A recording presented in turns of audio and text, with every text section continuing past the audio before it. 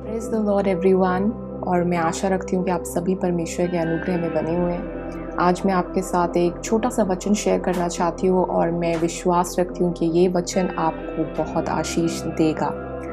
परमेश्वर का जो वचन है वो जीवित है और वो सामर्थी है, और हमें ये समझने की ज़रूरत है कि परमेश्वर का वचन क्योंकि जीवित है और सामर्थी है, वो बात करता है। परमेश्वर का वचन बात करता है हमसे।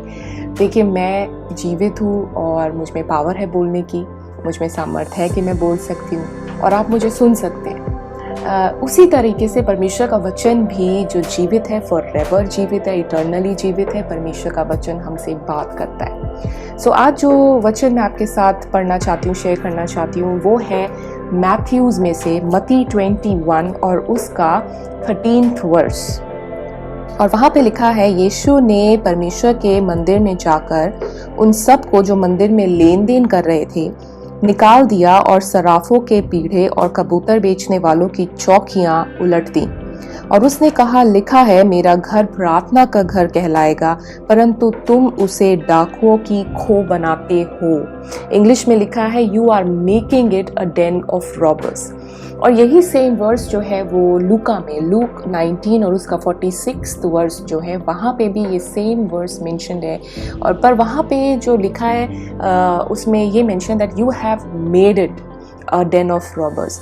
और जब हम मैथ्यू पढ़ते हैं तो यीशु मसीह कहते हैं that you are making it, और लूका में it is written you have made it a den of robbers.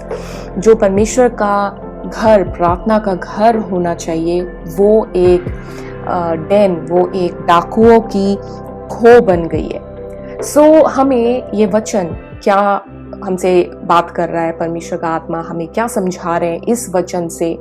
हम जानते हैं परमेश्वर का वचन हमें बताता है कि जो विश्वासी है वो परमेश्वर का मंदिर है। हम जो है परमेश्वर के टेम्पल है, हम परमेश्वर के हाउस है, हम उसका घर है जहाँ पे परमेश्वर वास करता है, जहाँ पे परमेश्वर रहता है।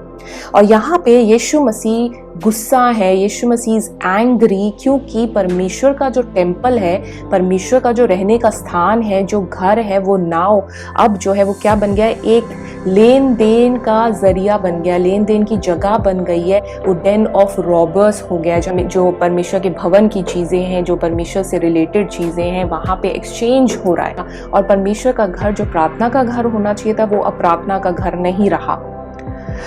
जब हम इस वचन को पढ़ते हैं तो हम इस बात को समझें कि प्रभु यीशु मसीह हमारे सामने परमेश्वर का जो टेम्पल है, जो हाउस है, जो हम है, जो कलीसिया है, जो मैं हूँ, जो आप हैं, जो हमारी बॉडी है, वो परमेश्वर का जो मंदिर है, वो प्रार्थना का घर, प्रार्थना की जगह होना चाहिए।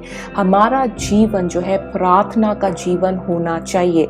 अगर हमारा घर जहाँ पे परमेश्वर का आत्मा रहता है प्रार्थना में नहीं है, अगर हम प्रार्थना नहीं कर रहे हैं, तो इवेंचुअली वहाँ पे सिर्फ 2 पॉसिबिलिटीज हो सकती हैं। एक तो प्रार्थना हो सकती है हमने, या फिर वो डाकुओं की खो बन जाएगी, वो डेन ऑफ रॉबर्स बन जाएगा।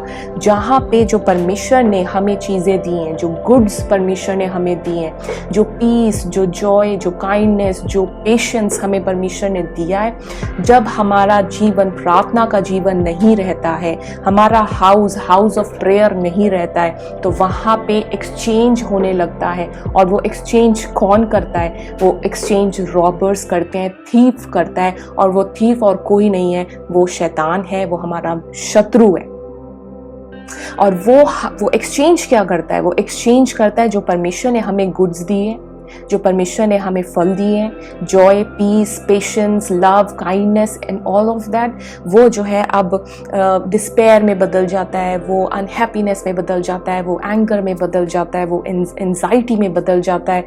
हम इम्पेशेंट हो जाते हैं, हम अंडरस्टैंड नहीं करते हैं। और ये सब चीज़ें कब होती हैं? जब हमारे परिवार में, जब हमारे जीवन में प्रार्थना नहीं रहती, जब हमारा घर, हमारा खुद का जीवन जो परमेश्वर का टेम्पल है, हमारी कलीसिया की जगह जब प्रार्थना की जगह नहीं रहती, तो वो इवेंचुअली क्या बन जाती है?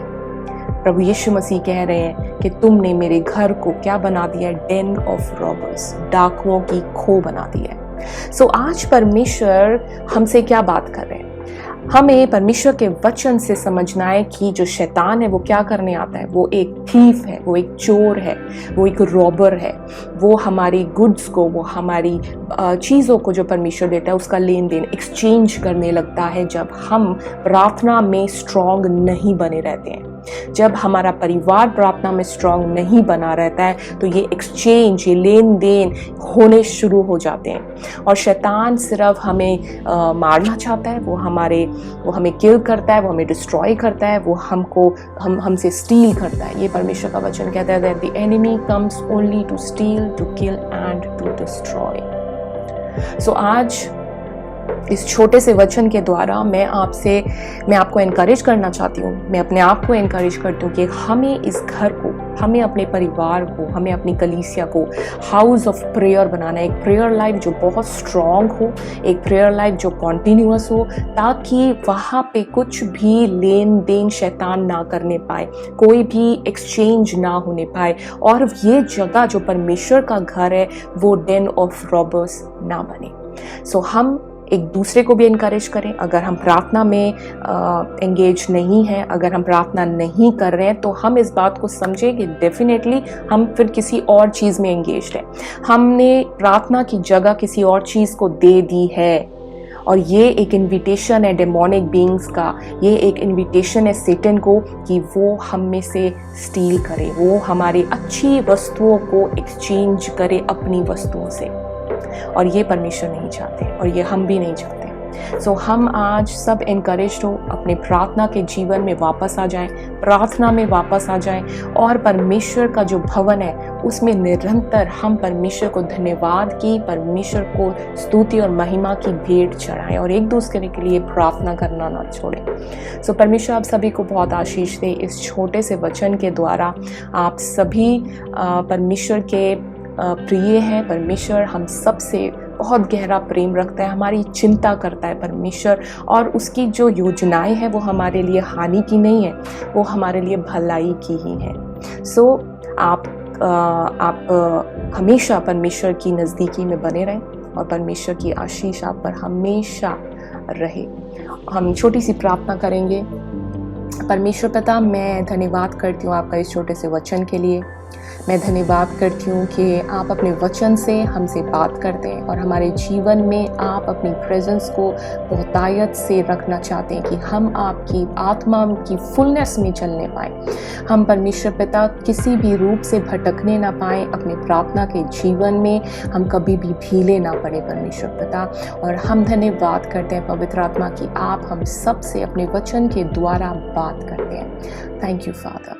धन्यवाद करते हैं परमेश्वर पिता। हर एक जन जो इस वीडियो को देखता है प्रभु, आप उसको बहुत आशीष दें, आप उसे अभिषेक दें, आप उन्हें परमेश्वर पिता सामर्थ्य दें अपनी परमेश्वर पिता कि वो अपने जीवन में, अपने परिवार में, अपनी कलीसिया में प्रार्थना को प्रथम रखें। Thank you father. सारा आदर और महिमा हम आप ही को देते हैं प्रभु यीशु के नाम से हम इस छोटी सी प्रार्थना को मांग लेते हैं, आमीन। सो मैं आपका धन्यवाद करती हूँ कि आपने इस वीडियो को देखा, और मैं ये निवेदन करती हूँ, आई रिक्वेस्ट यू कि आप इस वीडियो को और भी शेयर करें, ताकि और भी लोग जो प्रार्थना से दूर हो गए हैं वो प्रार्थना में आने पाए, ताकि परमेश्वर का जो घर है वो प्रार्थना का घर बना रहे। हम परमेश्वर के लिए भवन है, उसके रहने का स्थान है, टेम्पल है, और हमारा जीवन प्रार्थना का जीवन होना चाहिए, ताकि वहाँ पे डेन ऑफ रॉबर्स की जो डेफिनेशन है परमेश्वर ने दी है वो ना बनने पाए। सो परमेश्वर आप सभी को बहुत आशीष दे। Thank you.